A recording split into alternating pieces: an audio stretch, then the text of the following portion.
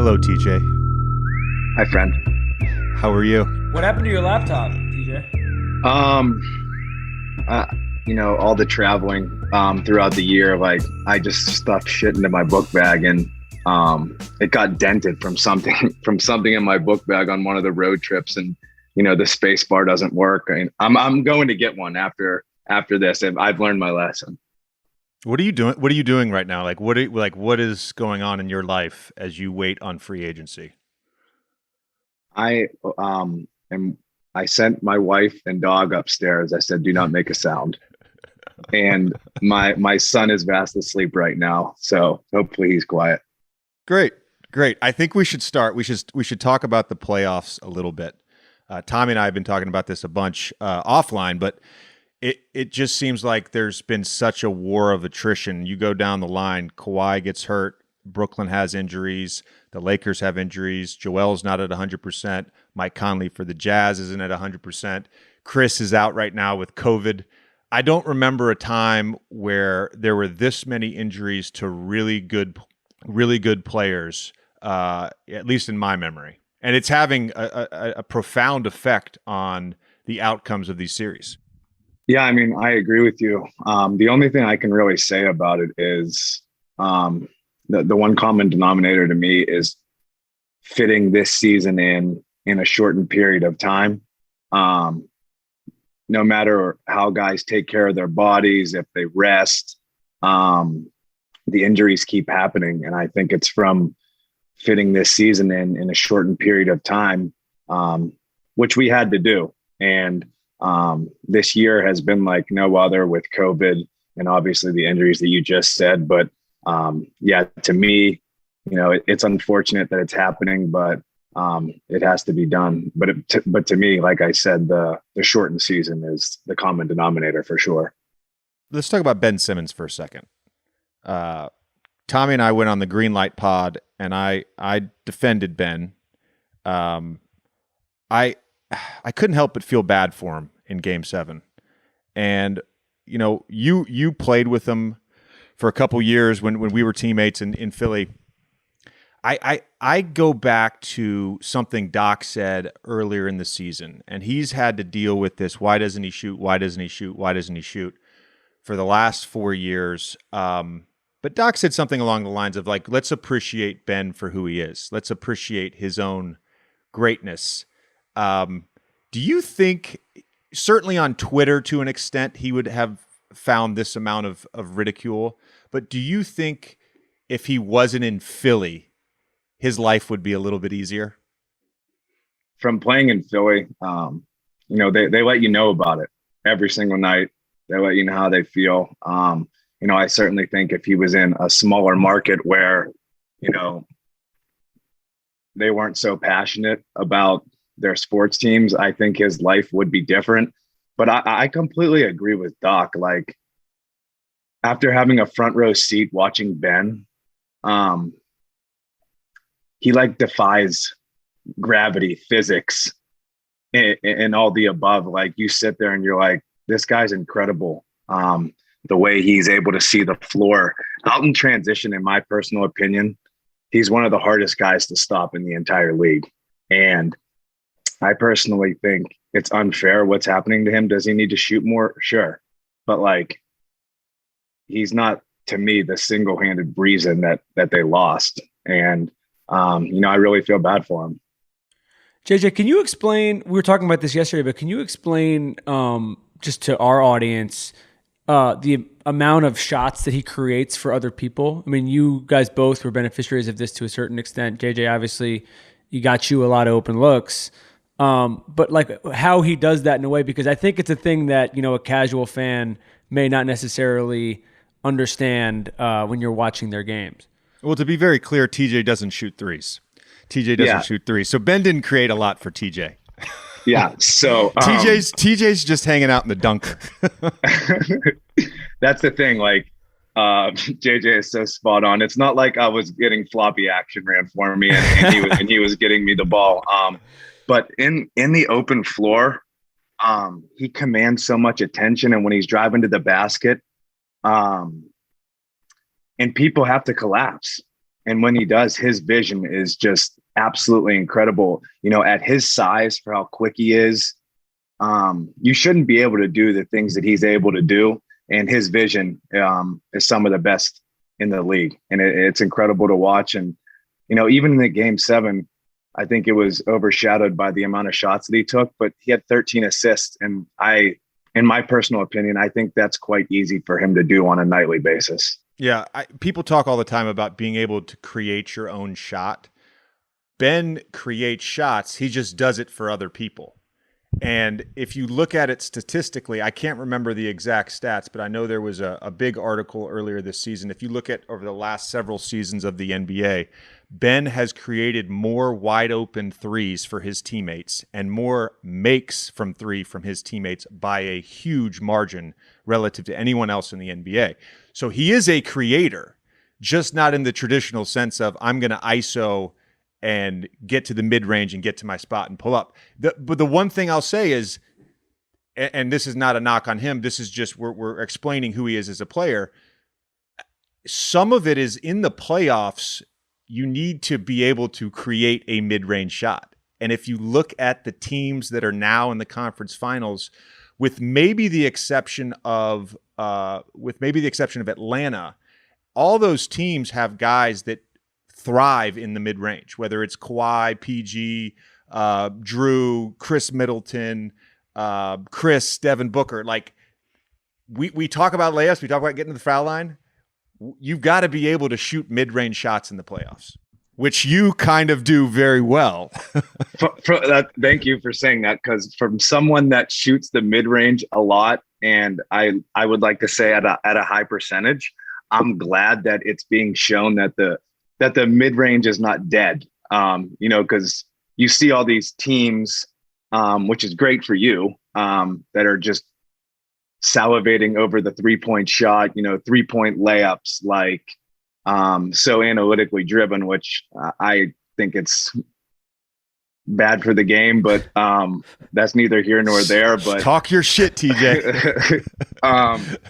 But like I said, we were talking about Ben and whatnot. You know, I've seen him shoot mid-range shots, and it looks good. And the fact that, you know, he just has to take them. But other than that, like, he's doing his job, in my opinion. Like in game 7, Trae was 5 for 23.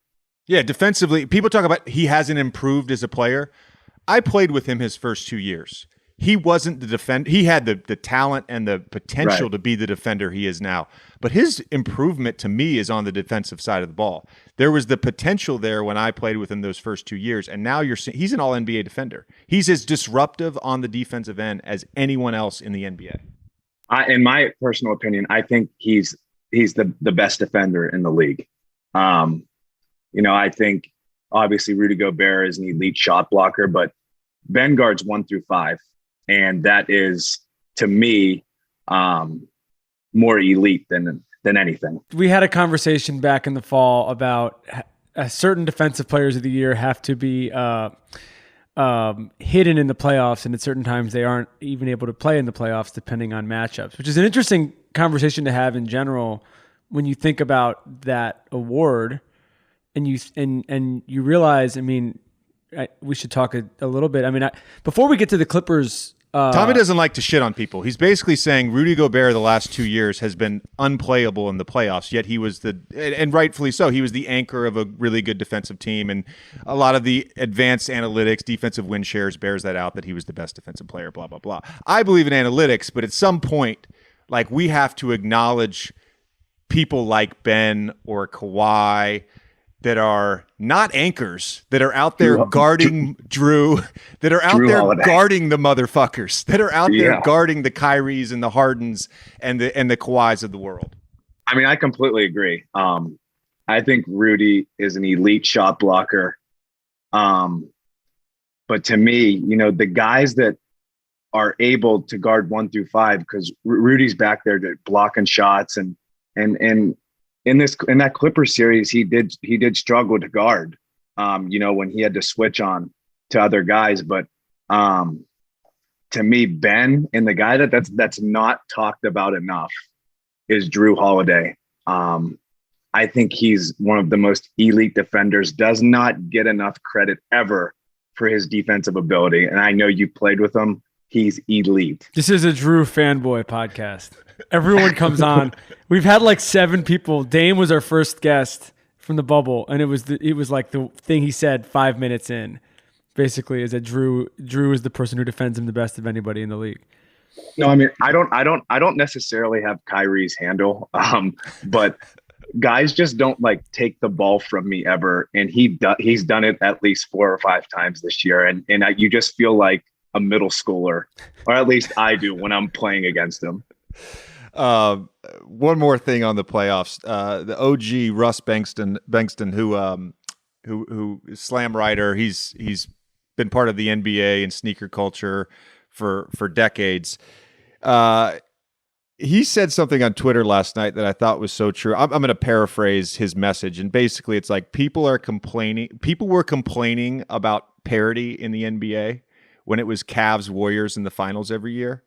And then when there is parity, they complain about a lack of star power. Despite the fact, by the way, that I'm going down the list, like PG, potentially Kawhi, Devin Booker, Chris Paul, Giannis, Drew, Chris Middleton, Trae Young. Like those guys are all stars. I don't understand why. Well, people are just going to complain on Twitter regardless. But can we just, these playoffs have been amazing. Can we just enjoy the moment and enjoy what this is? Like, what a culmination of a very fucking difficult season. I mean, I completely agree, but like to your point, everyone's never going to be happy. You know what I'm saying? Like if there's the parity, like everyone's not happy. And then there's the teams that like one of these 4 teams is like, someone's going to get their first ring. You know what I'm saying? Like Trae's going to get his first ring, Giannis, PG, and Devin Booker. Like to me, this playoffs have been the most enjoyable to watch. I have just loved seeing new people on the scene, like Devin Booker, first time in the playoffs. He's been absolutely incredible, and seeing with that Suns team. I'm a fan of Monty Williams, and my old coach Nate McMillan. Seeing him go this far, it's just been a joy to watch. TJ, can you one last thing on the Hawks Sixers thing with Trae in particular, because you've had to guard him. What makes him so tough? Because I think that we've seen, even in the last, month, we've seen sides of him that I think that we probably haven't necessarily seen, at least obviously on a stage like this before. I mean, his handle is, it's incredible. It's on a string. And, when he's hitting from 3 and you try to take that away, his floater is so good that the big either steps up and he throws the lob. He's unbelievable at reading that. And he's taken it to another level at letting the game come to him. And it almost seems if the game's slowing down for him. And he's reading the big, whether if they step up, he's shooting that floater, and he's an elite. He's elite with that shot or passing it off. And then when his shot is going in from 3, it's tough to guard. I mean, when I come in to guard him, sometimes you almost just pray that he misses. But my theory is you're not going to shut down a guy like that or a superstar. You just have to try to make it as difficult as possible. Let's acknowledge Trae's skills. I think you touched on all of that. His handle, his shooting, his floaters, his passing. To me, what makes him great is his supreme confidence. He's unflappable. There's a self-belief there that is elite. The thing that impresses me the most about him, and this is where I think he's an anomaly, is his shot creation at his size. And I don't mean necessarily scoring. I mean his passing ability. There was one play in the first round where he came, maybe it was the first game against Philly, but he came off a pick and roll in the middle of the floor. The big was up. He got downhill till about the foul line. And the big was like a 7-footer. It was like Joel, right? And he's being guarded by Matisse or Danny Green or whoever it is. He's got the ball in his left hand. Without discontinuing his dribble, he throws a crisp, on-time, on-the-money pass to Bogdanovic, who's shaking up out of the corner. And I'm like, there's no 5'10", 5'11" guys that can do that. Like, that's a deflection. You're going against 2 elite defenders, and you're making that pass on the move, in real time, on target. Like, that's what makes him elite to me. It's obviously he can score, but it's the threat of his vision that is just special to me. It's so special. I want to say one other thing before we move on about the playoffs. I called this a while ago when we had Tyrese on. Suns. My bold take was the Suns were going to win the West. I thought Brooklyn was going to win the East. Obviously the Bucks won that series. If it ends up being Bucks Suns, Tommy, I'm going to be very torn. I'm going to have a hard time because I want my. What are you going to do? I want my guy CP to win, and I want my guy Drew to win. So I won't even know who to root for. Truthfully, I won't know who to root for. TJ, let's talk about your season a little bit. By all accounts, it was a career year. I want to go. You may not even know all this, or maybe you do. I want to go through some of your stats. You were number 1 in steal percentage, so the amount of steals per 100 possessions. You led the league in that. Total steals, you were number 1. Number 2 in steals per game. You were 14th overall in assists per game, 10th in total assists, and 11th in assist percentage. Those are elite numbers. The funniest thing you do is you steal inbounds passes, and I have to ask you about that. What's going through your mind? What's the strategy there? And do you ever say to yourself, I do this twice a game. How the fuck is this not on the scouting report? Yes, that certainly goes through my mind, but I hope it's not in the scouting report so I can keep doing it. So to me, like, I kind of do this thing where, like, sometimes I'll talk to the guy before they throw it in. So I feel like he relaxes a little bit, try to be his friend and he'll relax. And the guy throwing it in just nonchalantly like throws a bounce pass. And the guy that I'm guarding will relax a little bit and I'm able to get in there for a steal. I don't know. It's just something I've done throughout my career. You've obviously seen it up close and personal in Philly.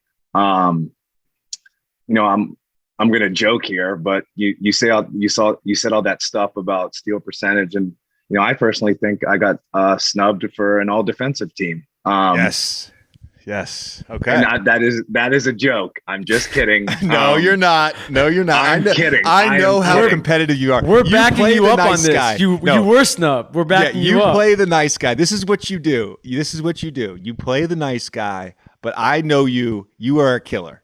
You are a killer, and you're as competitive and as tough as anyone I've ever been around. I know that hurt. You wanted that award, didn't you?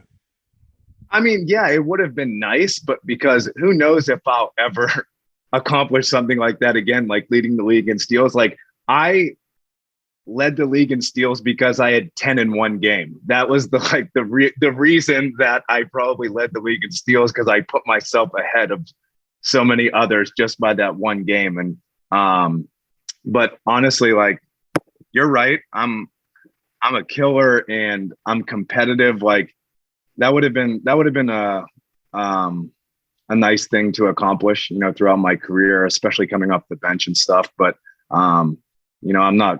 it's not life or death for me. Tommy, I don't know if I've told you this, but TJ is top 5 biggest shit talker that I've been around in the NBA. I feel, because you're a really nice guy, statement. Dude. Whenever you were around my family, my kids, like, you're the nicest human being. Like, you care about me, you care about my family. I see you interact with other people. Like, but then you get on the court and you like black out or something. I don't know what happens out there. Dude, people say I have like an alter ego. Like you said, off the court, I'm just like kind of like compassionate and a nice guy. And then on the court, like throwing simple jabs and talking shit. I don't know. It just gets me going. I have to give myself an edge some way. Wait, who? I don't want to sidetrack, but who else is on that top 5 list? I feel like Ingles has to be there. I can't wait to hear this. Ingles has to be on that too, right? I would have to think about it. Joe Ingles is for sure.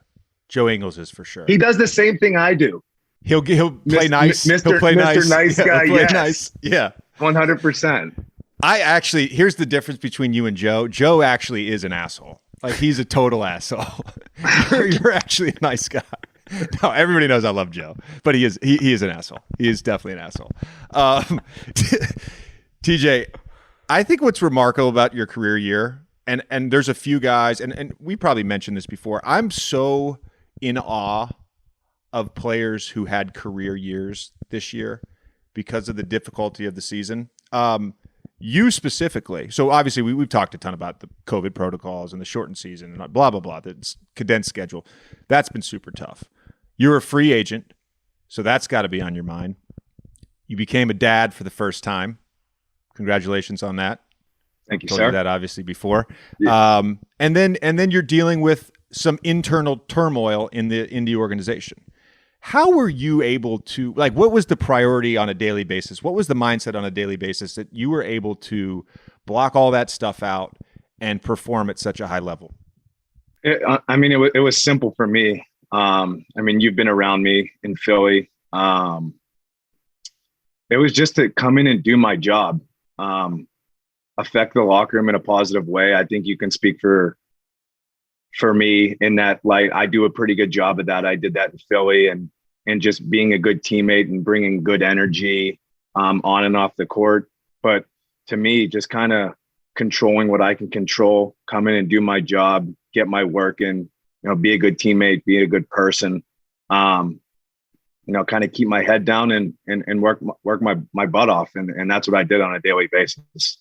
TJ, what do you think was tougher this year or the process? Some of the process years. Oh, you mean like my rookie year when we won 10 games? Yeah, and it just and it felt like there was it. Yeah.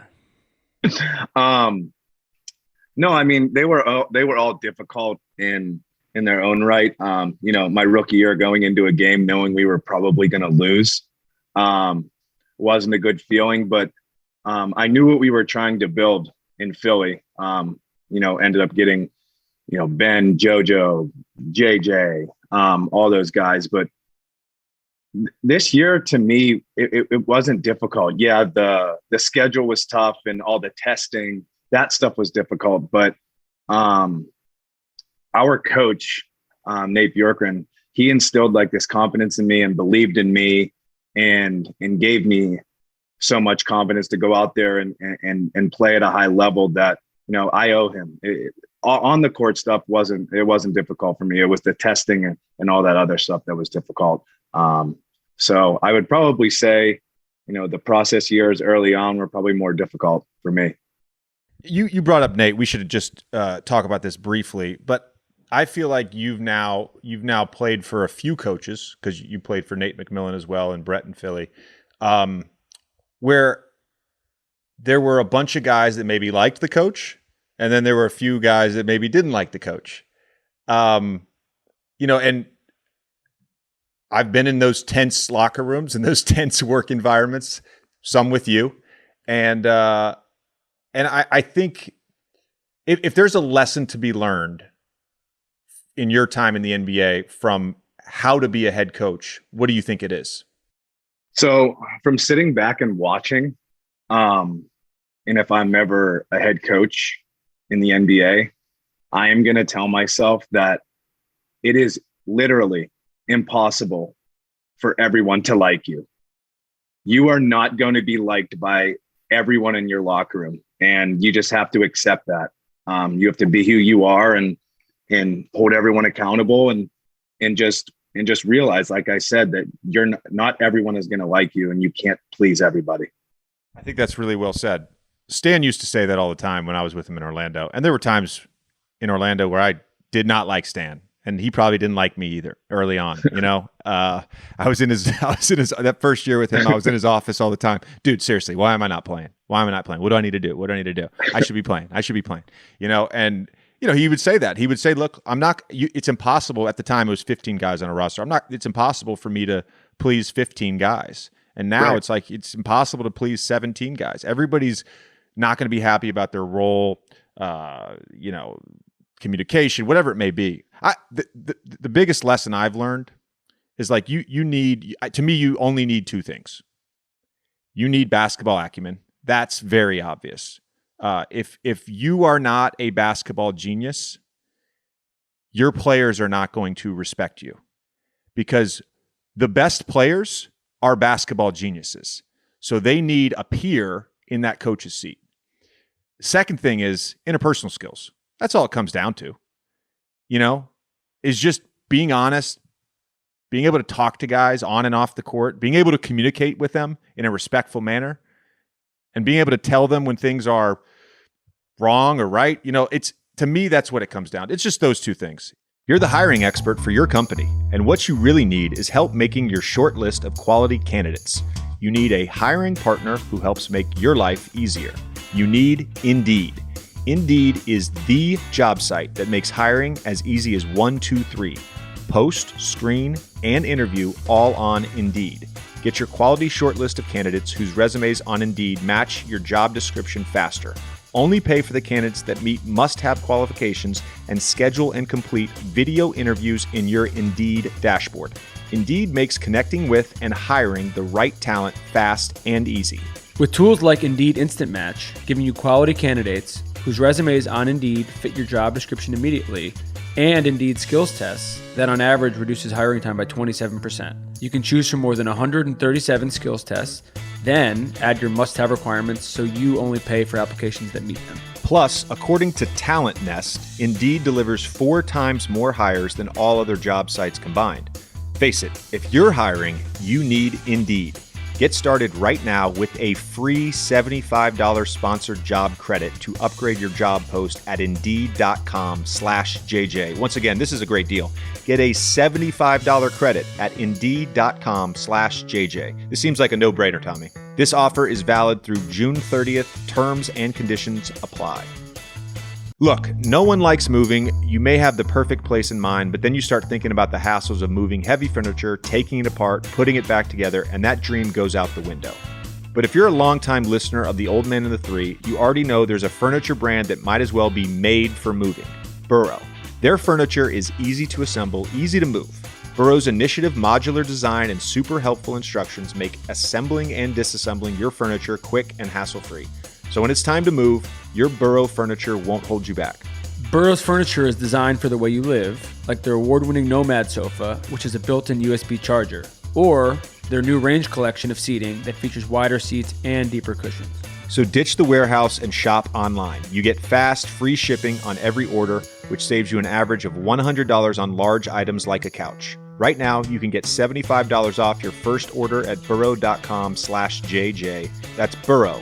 BURROW.com/JJ for $75 off your Burrow purchase. Burrow.com/JJ. I don't know about you, but my sunglasses never fit quite right. They either slide down my nose or the arms hurt the back of my ears. It's always something.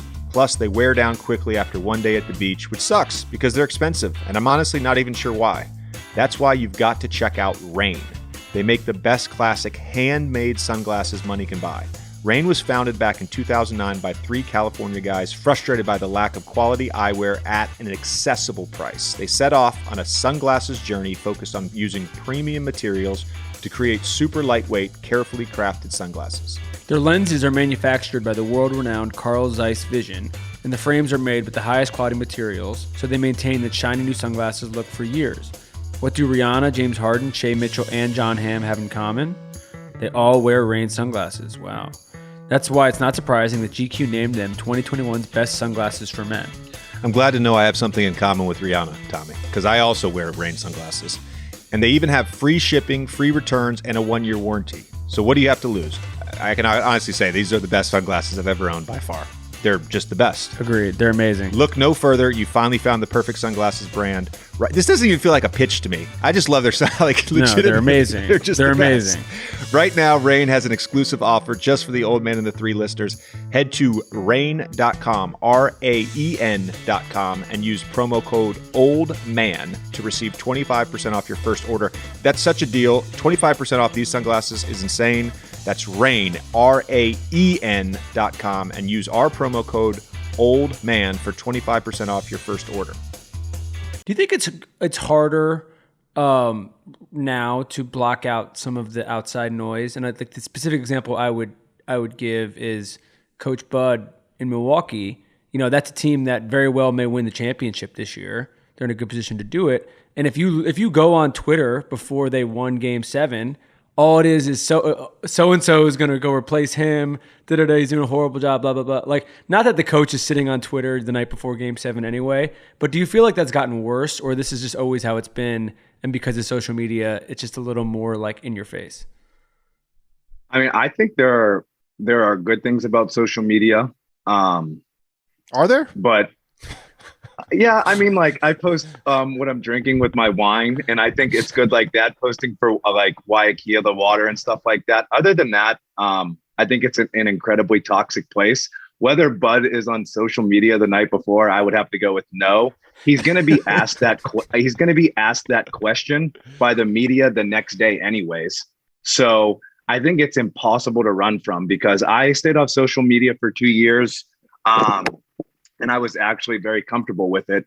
But, wanted to kind of do some advertising wine stuff. Yeah. Yes. Yeah. Advertising stuff. But like it, in my personal opinion, there's no accountability on social media. People can say vulgar shit and get away with it. But the moment that a player responds, it's the player's fault. They got to be a pro and not act like a human being and not respond.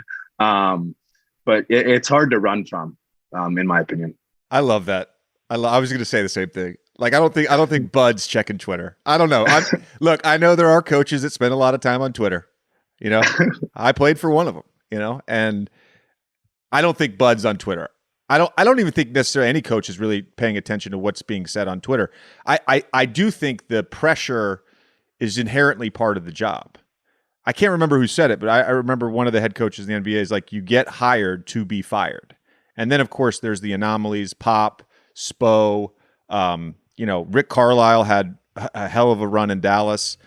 We should acknowledge that. So I just think it's part of the job. You're more in the results business than even a player is.